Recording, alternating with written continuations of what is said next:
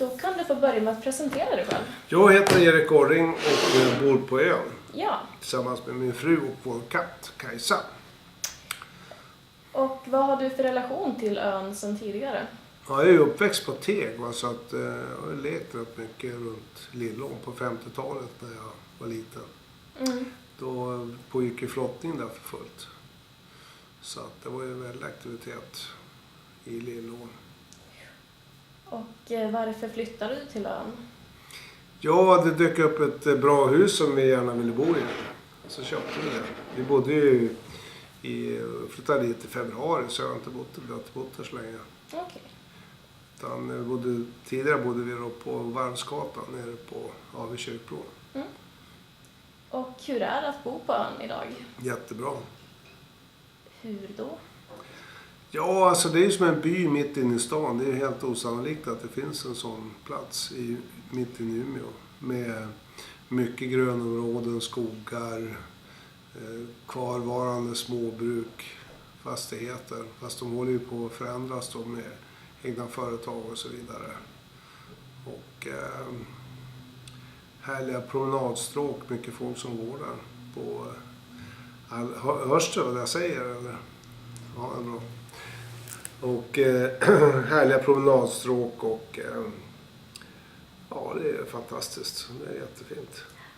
Vad är det för slags människor som bor på ön idag? Ja, vi bor ju på Muddervägen och där kan jag säga att där är det småbarnsfamiljer och så är det vi då som passerar 60 då, jag och min fru då. Så att, men det är väl trevligt med småbarn så det gör ingenting. Det här är, ja, jag undrar om det är skolåldern ens, jag tror inte det. Men det är ju oftast de här flotta bostäderna som ligger i Muddervägen. Det är ju oftast, så kommer ju aldrig ut på marknaden utan de har ju andra generationer. Byggdes ju på 30-40-talet. Och sen har ju man byggt till och liksom hittat olika lösningar. Är man i första hand öbo eller är man fortfarande Umebo i första hand? Ja, man är nog i första hand öbo tror jag. Det uppfattar. Det blir ju väldigt speciellt med en egen byförening och vägförening. Vägen drivs ju också utav de som bor på ön. Det är vägföreningen då. Sen har vi då en internetförening också med som bredbandsuppkoppling som för alla öbor. Eller alla som har fastigheter där. Så det är ju, ja. Hur skulle du beskriva öns roll i Umeå idag? Vad har ön för relation till resten av stan? Alltså den är som bortglömd upplever jag. Alltså innan jag bodde på ön, jag har ju bott i Umeå väldigt många år. Så blir ju ön ingenting som man talar om. Det är liksom, det har glömts bort va. Och det märks ju också för att det har ju aldrig exploaterats egentligen. För att de här planerna var att komma fram va. Så vad anser du om Umeå kommuns planer för öns bebyggelse? Ja, jag är nog ganska positiv egentligen, tycker jag. Alltså rätt hanterat så är det ju bra för Umeå att få en bebyggelse där. Men jag tror också att det kommer bli väldigt mycket praktiska problem som måste lösas. Den här öbron är ju väldigt smal till exempel. Och ska man då bygga, jag tror att det är 200 lägenheter som är planerade. Och alla lastbilar som ska över och så vidare. Så att jag tror att man måste lösa infrastrukturen först. Och den här gång- och cykelbron som man tänker in till stan, den är ju trevlig men det löser ju inte transportfrågan. Och vi får ju också nu genom att Umeva har ju då, de utvecklas ju hela tiden där som ett stort reningsverk. Så blir det ju en hel del tung trafik som kommer farande där. Och det måste hanteras för att det är mycket barn som springer där och det är faktiskt bara 30 på ön. Men de här företagarna, de har ju bråttom och ska hinna fram i tid och så vidare och göra ett bra jobb.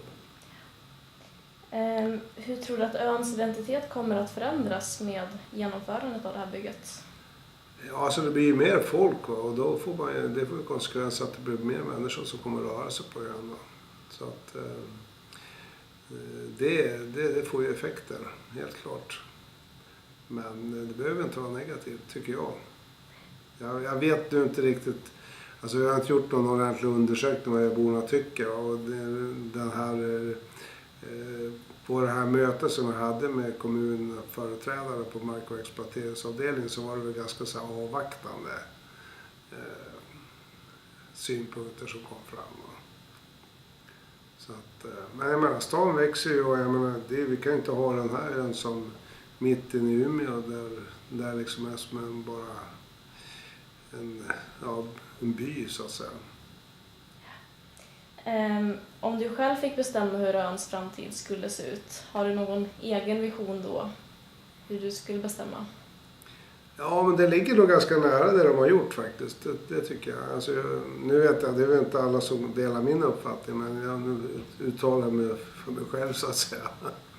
Och där tycker jag nog att det kan vara lite trevligt med. Jag tycker det är roligt att fler människor får chansen att bo på ön och vara på ön. Och det blir också positivt för Umeå. För Umeå är ju liksom den här vattenspegeln som Umeälven utgör. Va? Den tycker jag man ska försöka utnyttja och bygga runt omkring det så man får liksom en sammanhållet stad.